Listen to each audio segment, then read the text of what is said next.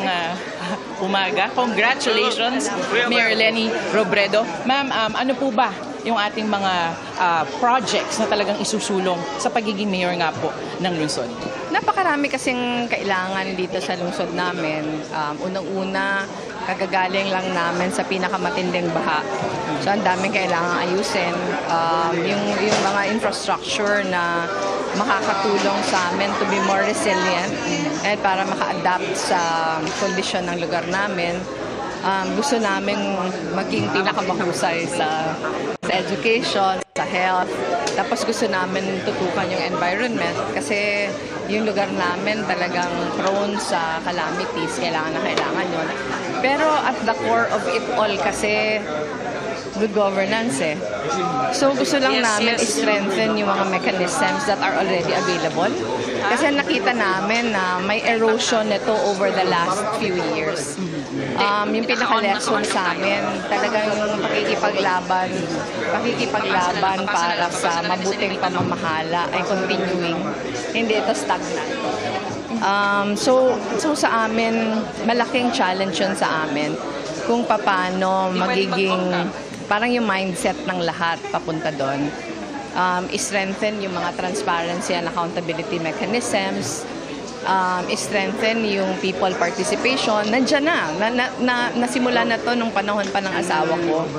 Pero nakita nga namin na kulang pa. Maraming kailangang gawin to capacitate the Naga citizens para maging bahagi sila sa governance. At tingin ko, it is what sets Naga apart. Kasi yun naman talaga yung pinaka parang core ng what our city is all about and who the Nagueños are. So parang babalik lang kami dun sa pinagmulan. Sisiguruduhin namin na kahit sino yung makaupo, hindi yun magagalaw. Sisiguruduhin din namin yung continuity na beyond all our terms, nakakapag-train kami ng mga bata na parang i-ready na sila yung future. Tingin ko dun din kasi nagkulang over the years. Parang hindi naging conscious sa sino yung susunod. So ngayon very very aware na kami ng mga pagkukulang in the past na gusto namin yung makorek. Pero magfo-focus kasi kami sa parang magiging big kami on metrics. Sisiguraduhin namin parang ginawa ko sa Office of the Vice President na lahat sinusukat na kung saan namin ini-invest yung pera, dapat nasusukat namin na bumabalik yung investment. Maraming kailangan gawin. Pero gusto din namin na aside from making our city a happy place for Nagueños, gusto namin makapag-initiate ng mga projects na replicable all over the country. Ma'am, yun nga po, you mentioned accountability, transparency, and people involvement. Ma'am, okay lang po ba? May katanungan lang po kaunti. Ang atin pong mga kasama sa studio. Hindi na ako maglalay. Ma'am, naka-live na po kayo, ma'am.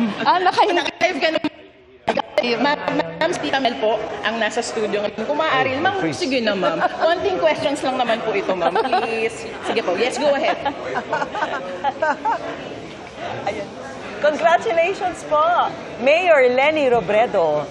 It must be, narinig niyo po ako? Sorry. Kabila, ma'am. Nilalagyan na ho ng override itong si Mayor Leni Robredo na yan. Ayan ho. Hello po, congratulations po, Mayor Leni Robredo. This is Vicky Morales. Maraming salamat. Maraming salamat. I wanted to ask you, siguro... Hi, Vicky. Hi ho. Siguro very bittersweet ito kasi naglingkod rin ng ilang taon ang asawa niyong si Jency Robredo sa Naga, no? How does that feel now? Parang full circle moment kasi ito, not just for me but for the entire family. Never kong plinano na magme-mayor ng Naga. Para sa akin yung pagpasok ko sa politika, parang at first nangyari lang yon to fill in a gap dahil sa biglang pagkamatay ng asawa ko.